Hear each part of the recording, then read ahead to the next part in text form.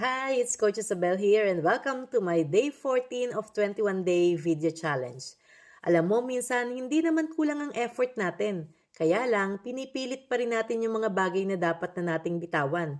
Parang sa love life, kahit obvious na hindi na healthy, kumakapit pa rin kasi sayang daw.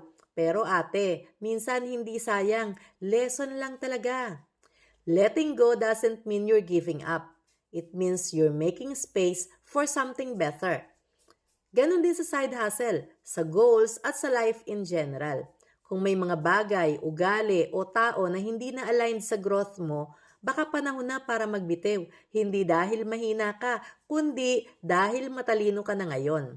When you release what's holding you back, you make room for new blessings to come in. So today, choose peace over pressure and growth over guilt. Kasi minsan, the best way to move forward is to finally let go. This is Coach Isabel reminding you, some endings are just new beginnings in disguise. Thank you so much!